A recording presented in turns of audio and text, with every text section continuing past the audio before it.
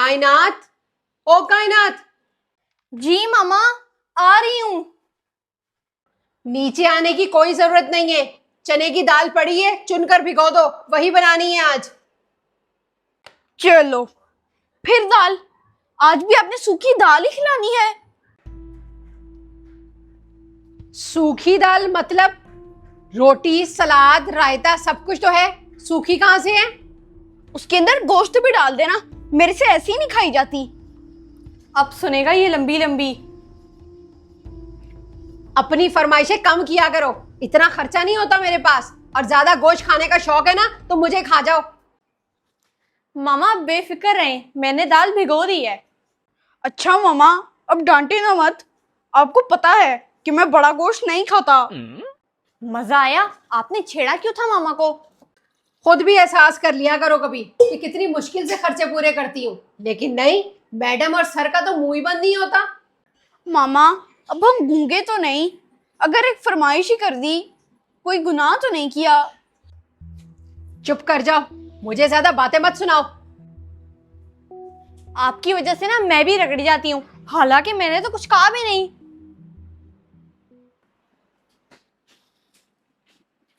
बीबी, कभी बर्तनों को भी हाथ लगा लिया करो। ये सारी जिम्मेदारी सिर्फ माँ की है।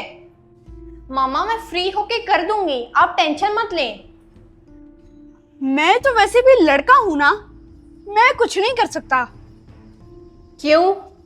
लड़कों के हाथों पे मेहंदी लगी होती है जो कोई काम नहीं कर सकते? खबरदार आइंदा मुझे बताया कि मैं लड़का हूं, नहीं कर सकता। अच्छा मामा, इजी हो जाए, आप जाके आराम करें, मैं कर लूंगी। मामा, आज आप मुझे एक बात बताएं, आप हर वक्त इतनी परेशान क्यों रहती हैं? मेरी जगह लो, तब तुम्हें पता चले कि कितनी मुश्किल जिंदगी है मेरी। मैं देखती हूँ कौन है।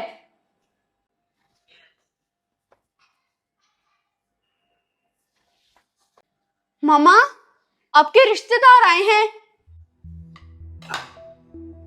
अब ये मुसीबत कहां से आ गए? सुबह ही मेहमान भुगत आए हैं, अब इनको देखूं। मामा आहिस्ता बोलें, अब मेहमानों को तो ऐसे ना कहे ना। सिर्फ बातें बनाना आसान है। मेरी जगह हो तुम तो तुम लोगों को पता चले कि कितनी मुश्किल से जिम्मेदारी निभानी पड़ती है। बाबा ऐसा मत करें, मामा की कोई चीज मिस ना करें, वरना आपकी भी खैर नहीं। ये क्या मेरे खिलाफ अपने बाप को भड़का रही हो? चलो, अब बेचारे बाबा की बारी। नहीं मामा, वो मैं ना बाबा को कह रही थी कि लिस्ट में लिखी हर चीज मिस कर देना, बस मामा की कोई चीज मिस ना करना। ऐसा तो हो ही नहीं सकता कि वो मेरी चीज मिस ना करें। मामा वो बाबा मुझे बता रहे थे कि कॉस्मेटिक की जो दुकान है वो बंद है, इसीलिए आपकी चीजें नहीं ले सके। तुम सबकी चीजें हमेशा मिल जाती हैं, लेकिन मेरी ही लिखी हुई चीजें नहीं इनको मिलती। इधर पकड़ाओ फोन मुझे, मैं इनसे खुद पूछती हूँ। चलो, अब मामा बाबा से भी लड़ेंगी, मेरे से नहीं देखी जाती इन दोनों की लड़ाई। अब तो मोहम्मद शहीर, हमें आदत हो जानी चाहिए।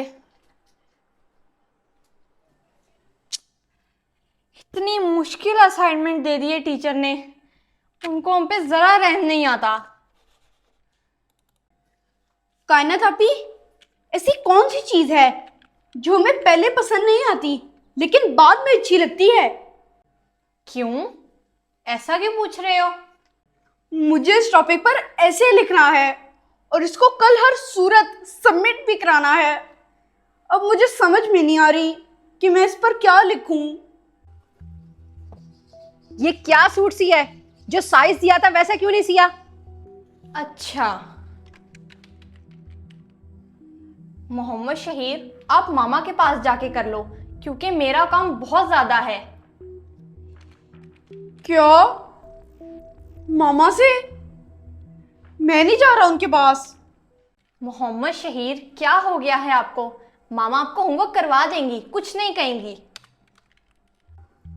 सिलाई तुम अपनी मर्जी की लेते हो तो चीज तो कम से कम कस्टमर की मर्जी की सी कर दो। कपड़ा कैसे कम हो गया?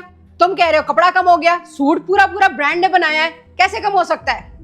मुझे नहीं पता, मुझे मेरा सूट सही करके वापस दो। मामा, मुझे ये होमवर्क मिला है, आप करा देंगी? हर काम करना आता है, होमवर्क करना नहीं आता? जाओ जाकर कायनात से हेल्प ले लो। मामा, कायनात आपी को भी बहुत काम मिला है और ये मेरा होमवर्क भी बहुत इम्पोर्टेंट है, मुझे समझ में नहीं आ रही। मेरा ईद का सूट खराब कर दिया। जाओ जाकर खुद करो, मेरा सर मत खाओ।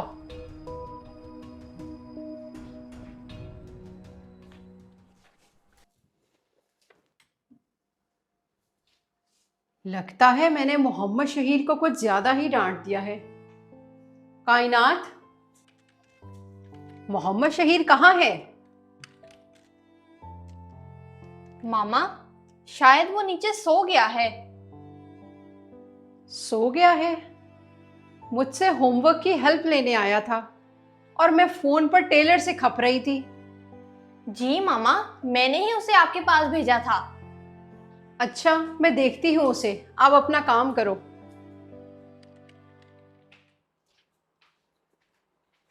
मोहम्मद शहीर, लाओ बेटा जो आपने होमवर्क करना था। ये तो सो गया है, शायद इसने होमवर्क कर लिया है।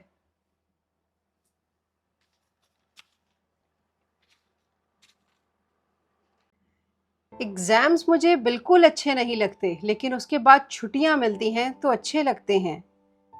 कड़वी दवाई पहले तो अच्छी नहीं लगती, लेकिन उसे खाकर मैं ठीक हो जाता हूँ तो बाद में अच्छी लगती है। इसी तरह माँ की डांट पहले तो अच्छी नहीं लगती, लेकिन डांट खाने के बाद मैं अपनी गलतियों को ठीक करता हूँ तो बाद में डांट भी अच्छी लगती है। मुझे मेरी माँ की डांट इसलिए भी अच्छी लगती है क्योंकि मेरे दोस्त की माँ ही नहीं है।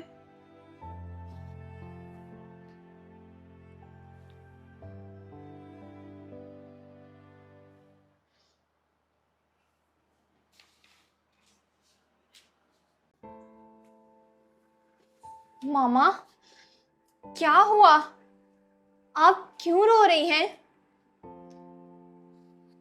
घर की जिम्मेदारियों का मतलब है कि मेरे पास फैमिली है और मैं इन जिम्मेदारियों को मुसीबत समझती रही, जबकि कितने लोग हैं जिनके पास फैमिली ही नहीं है। जी मामा, आप बहुत खुशकिस्मत हैं। कोई माँ बाप के लिए तरसता है या फिर कोई बच्चों के लिए।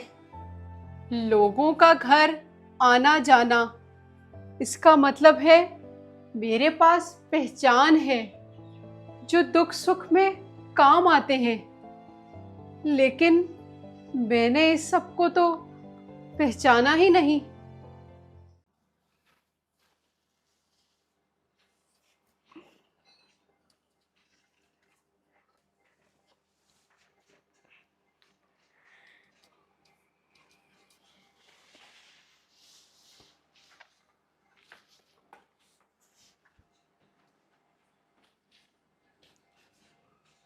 क्या हुआ?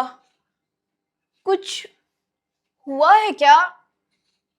जी, बहुत कुछ हुआ है, क्योंकि आज मामा को बहुत सी बातों का एहसास हुआ है। जी मेरा बेटा, और ये सब आपके उस ऐसे ने किया जो आपने इस होमवर्क में लिखा था। मुझे माफ कर दो बेटा, मैं गलत थी। मामा, जो मेरे दिल में था वो मैंने इस ऐसे में लिख दिया। आपने बहुत कमाल का लिखा था मोहम्मद शहीर, जिसने मामा को ही बदल दिया। आपको पता है हम अपनी परेशानियों को खुद पर क्यों हावी कर लेते हैं? क्योंकि हम उन परेशानियों को नेगेटिव नज़र से देखते हैं।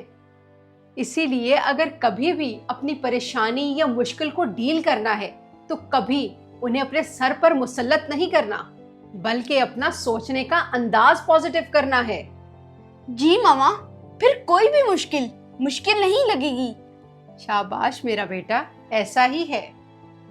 और तभी हमें एहसास होगा कि हमारे पास क्या कुछ है और दूसरों के पास वैसा कुछ नहीं।